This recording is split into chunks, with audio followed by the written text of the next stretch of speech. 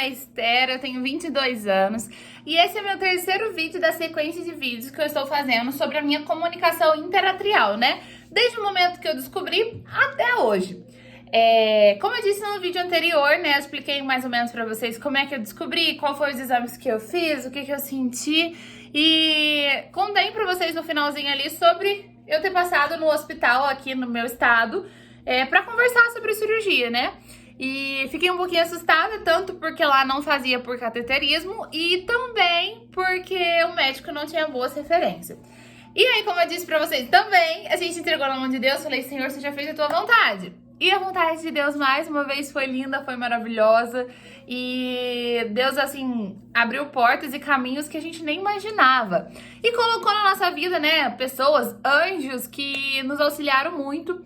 Irmãos da nossa igreja, que, assim, nos auxiliaram em tudo, gente. Tudo mesmo, assim, por nada em troca, só por ter o amor de Jesus no coração.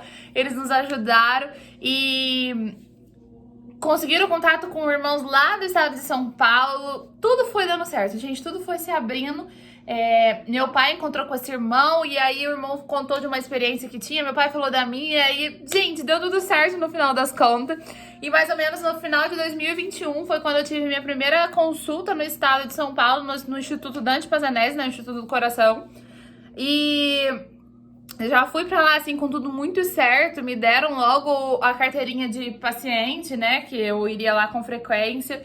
E assim foi, gente. No começo fui lá muitas e muitas vezes. A gente tava indo de 15 em 15 dias. Meu pai me levando, minha mãe, meu pai e minha mãe. Às vezes a gente ia até meu irmão, aí meu irmão levava a gente lá. Às vezes meu marido ia. Então assim, gente, nossa, fomos com muita frequência pra lá mesmo. Pra fazer exames, pra fazer consulta. E assim, gente, tudo muito bom. O hospital de lá é excelente. Nossa, tanto que é um hospital referência, né? Mas assim, tudo muito organizado, tudo muito certinho. Sensacional. Mas todas as vezes que você vai, por ser um hospital escola, você consulta com uma pessoa diferente. Mas todos também excelentes e cada um tirava uma dúvida que eu tinha. Eu sempre tive muitas dúvidas. Cada vez que eu ia lá eu tinha uma pergunta. Mas assim, sempre muito bem mesmo. Fiz vários exames, como eu já disse. Mas um dos exames pra mim, assim, que é um dos mais importantes, que foi o mesmo que eu relatei no vídeo passado, né? Que eu fiz aqui no estado onde eu moro, que doeu um pouquinho a garganta, porque eu não pude ser sedada, porque eu dava mamar. Esse mesmo exame eu fui fazer lá. Fui um dia lá só pra fazer esse exame. E, assim, eu cheguei lá, né, um pouquinho nervosa, bastante nervosa. E aí eles disseram pra mim que iam me sedar. E eu nunca tinha sedado, né? Até esse momento eu nunca tinha sido sedada na vida. E eu tinha pavor, gente, porque eu achava que a sensação, assim, de ir apagando era horrível. E eu falei, gente, não, eu não quero ser sedada, não pode ser sem sedar. Eu falei, não, é sério, a gente não faz sem sedar. Me levaram pra salinha, me deitaram de lado, falaram, a gente vai pôr o acesso aqui no seu braço. Eu falei, não, show de bola. E aí, nesse momento, ele falou, você já fez um desse, né? Eu falei, já, tá com a minha mãe lá fora. A gente tinha levado, graças a Deus. Aí eles foram, pegaram com a minha mãe, tinha um CDzinho, tinha tudo nesse exame. E aí foi onde eles falaram, não precisa fazer então não, esse aqui tá ótimo, pode ir embora. Fui embora. Lembrando que esse exame é pra ver o tamanho, né, do defeitinho, do CIA. E também pra saber se tem borda, pra poder prender o aparelhinho que vai colocar, seja lá o que for. E aí fui embora, tá, tudo mais. Ainda fui lá por muitas vezes. E aí eu acho que foi em abril, mais ou menos. Eu não sou boa de datas. Mas eu acho que foi em abril, onde eles ligaram pra mim, que era pra eu ir lá. E eu achei que era pra eu ir pra fazer cirurgia, fui. Cheguei lá, conversaram comigo. E eu não podia fazer a cirurgia por causa que eu precisava de um laudo do dentista, né? Quando você vai fazer uma cirurgia cardíaca, é muito importante que você tenha um laudo do dentista dizendo que tá tudo bem. Porque as infecções e bactérias da boca pode passar pra corrente sanguínea e ter um problemão. E aí eu não tinha, então eu vim embora, fui no dentista. Aí quando foi em maio, finalzinho de maio, eles ligaram e falaram, agora sim você vem pro cateterismo. Fomos, eu, minha mãe, meu filho, meu pai e meu marido. Fomos nós todos, E aí eu fui lá, acho que, se eu não me engano, 30 de maio. E aí passei pra consulta, achei que eu já ia ficar internada, mas não, passei pela consulta, me explicaram como é que ia funcionar. Eu lembro que no dia eu ainda tava tossindo e aí eu ainda tava super nervosa. Falei, ai gente, e agora, né? Eu tô tossindo, o que que eu faço? E acho que não vai dar pra fazer cirurgia não, mas eles disseram que era só por nervoso que eu tava tossindo. e falaram, amanhã cedo você volta, a gente vai fazer o cateterismo. Show de bola. Fomos, né? No dia nós ficamos hospedados no Brás, né? Que é da igreja onde eu vou, que é a Congregação Cristã. E lá tem todo um espaço para hospedar os irmãos. Então a gente ficou lá, dormimos. No dia seguinte eles nos levaram para o hospital de novo, eu e meu marido. Cheguei lá, fiquei esperando um tempinho, me colocaram pra dentro, falaram, vamos lá, blá, blá, despedi do meu marido, me levaram já de maca, deitada. A pior sensação é ver as luzes do hospital passando, ai gente, coisa horrível. E me deixaram na salinha por um bom tempo, numa salinha ali com algumas pessoas, uma criancinha que já tinha feito um cateterismo, uma outra senhora que eu acho que tava esperando pra fazer, enfim, fiquei um tempinho lá. E aí logo me levaram para essa área de cirurgia, chega na sala de cirurgia, eles transferem pra mesa, né, cirúrgica, que é uma mesa bem pequenininha, fininha. E aí me prepararam ali, eu ainda lembro que quando eu cheguei no hospital, a moça falou assim, caso você queira desistir, você pode. Eu falei, não, show de bola. E aí eu fui, e aí quando eu tava deitada lá, ainda lembro que o médico chegou, falou assim, é sua primeira vez? Eu falei, é. Ele falou, a minha também. Aí eu ainda falei pra ele, nossa, e agora que eu posso desistir então?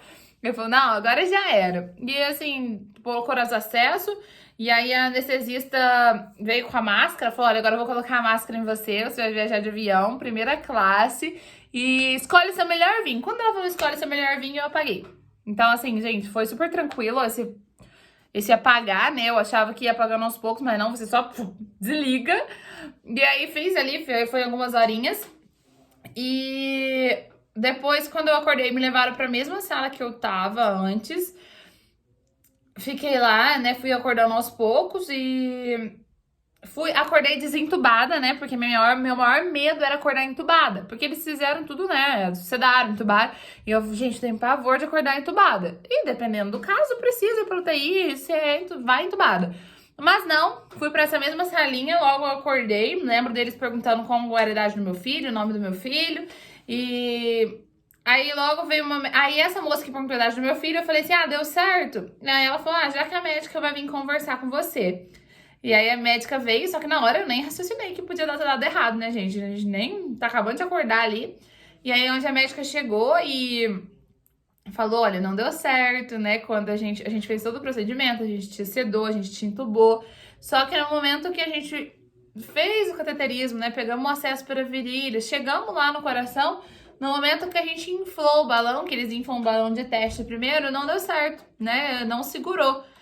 E ali na hora, gente, fiquei assim, sem reação nenhuma.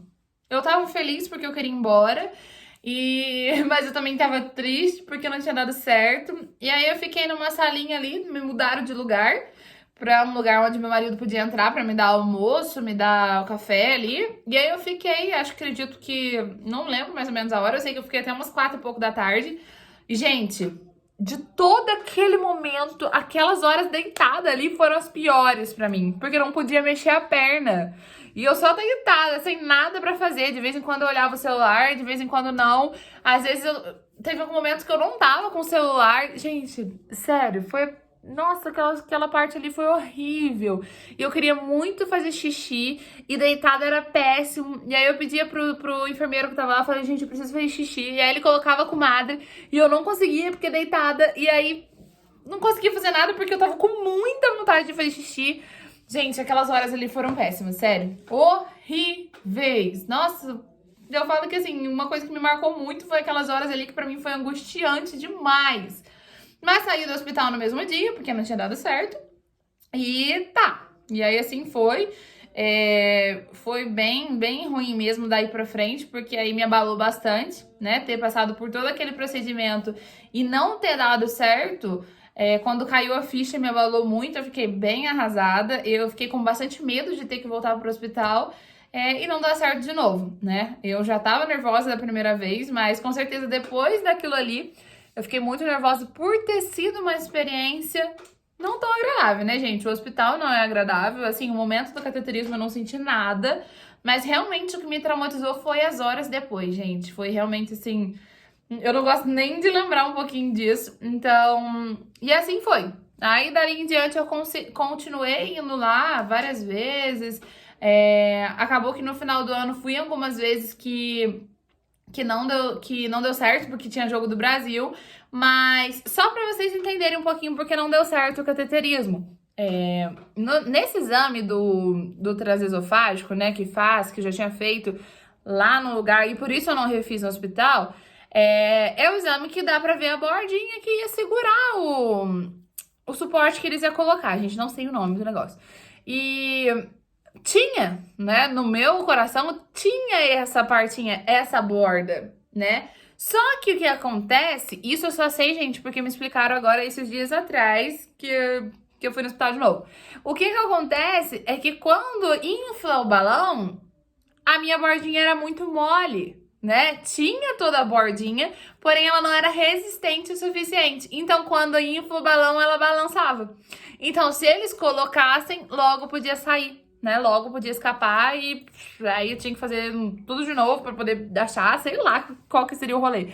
Mas por isso que não deu certo. Tinha a borda, foi detectado no exame que tinha, por isso fizeram o cateterismo, porque se não tivesse a borda, eles nem fariam o cateterismo. Então, eles fizeram porque tinha a bordinha. Mas agora que eles me explicaram que não deu pra fazer por causa disso. Porque quando inflaram, a bordinha era fina demais e ela balançou. Mas, enfim, gente, aí foi passando. Eu fui lá de novo, fiz várias consultas até o final do ano. Mas o vídeo já tá muito longo, então assim, foi essa minha experiência com o cateterismo. E no próximo vídeo eu vou contar um pouquinho pra vocês de como foi, né, a cirurgia peito aberto pra finalmente resolver e fechar a minha CIA. Então é isso, gente. Foi o vídeo de hoje. Muito obrigada. Um beijo e fiquem com Deus.